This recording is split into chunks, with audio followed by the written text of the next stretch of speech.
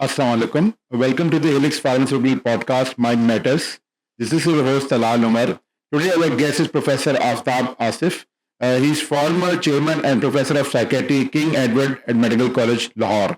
Sir आज के इस पॉडकास्ट सेशन में हम आपसे सबसे पहले ये जानना चाहेंगे कि डिप्रेशन क्या है।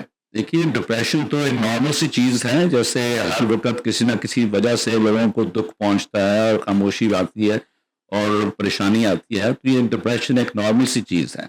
हमें बनाया गया है ताकि हम समझ सकें कि दूसरों की फीलिंग्स भी क्या है, और फिर आपको एक इमोशंस को अंडरस्टैंड करना ज़रूरी है। आप ये कहना कि अगर डिप्रेशन ही नहीं है तो फिर इसका मकसद है कि आपको इंसान में ऐसी गलतियां भी हैं। सर इसके बारे में कुछ गाइड कीजिएगा कि डिप्रेशन एक इंडिविजुअल के लाइफस्टाइल को किस तरह अफेक्ट करता है।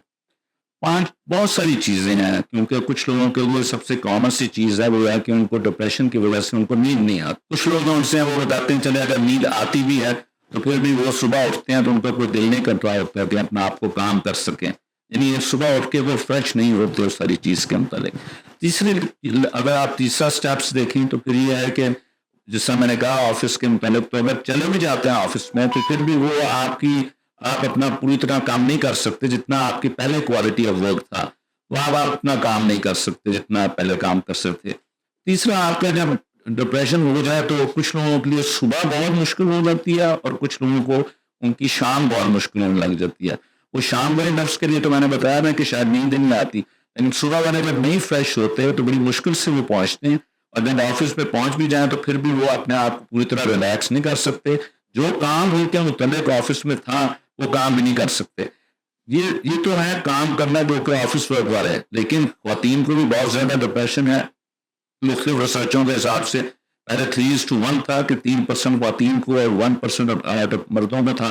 अब इस 2:1 हो चुका हुआ है रिसर्चेस के हिसाब से, और जिससे आप देखेंगे बाद में पता चलेगा कि तकरीबन 101 होना है, यानी जितनी ख्वातीन को डिप्रेशन है जितना मर्दों को भी डिप्रेशन हो जाएगा फ्यूचर की रिसर्चेस के हिसाब से। एनीवे, तो जो ऑफिस वर्क है उसके अलावा आप डेली वर्क जो है वो भी खातून के हिसाब से देखें, उसने भी उठना है, उसने भी काम करना है, उसने भी घर का मैनेज करना है, उसको भी पता है कि बच्चों को कैसे मैनेज करना है, बच्चों की पढ़ाई का ताल्लुक है, बच्चों का बिहेवियर का ताल्लुक है। तो आसान काम नहीं है कि सिर्फ ये ख्वातीन का रहेगा मर्दों का है, ये सारे सबको है। बच्चों को भी डिप्रेशन है, उसके मतलब भी कभी टाइम हो तो हम बात कर सकते हैं। तो जी हाँ, ये आपकी अपनी डेली लाइफ नहीं होती। फिर कुछ लोग हैं उनको इस डिप्रेशन की वजह से भूख कई लोगों को बहुत ज्यादा आने लग जाती है, कुछ लोगों को उनको बहुत कम आने लग जाती है, वो उतना काम नहीं कर सकते। कुछ लोग तो डिप्रेशन की वजह से लेटे रहते हैं, जिसकी वजह से वो खाना उतना ही खा रहे होते हैं जितना वो पहले लेते थे, लेकिन लेटे रहने की वजह से एनर्जी नहीं रहती, उसकी वजह से उनका वजन जरूर बढ़ चुका होता है उस चीज के मुताबिक। अगर डिप्रेशन और बढ़ जाए और डेली लाइफ को इफेक्ट करने लग जाए तो जो हमारे जो एटमोसफियर है वो एक्सेप्ट नहीं कर रहा होता और कल्चर नहीं एक्सेप्ट कर रहा होता, जिसकी वजह से और ज्यादा तकलीफ आनी शुरू हो जाती है, और कई लोगों को इसी वजह से गुस्सा आना शुरू हो जाता है इसी डिप्रेशन की वजह से भी।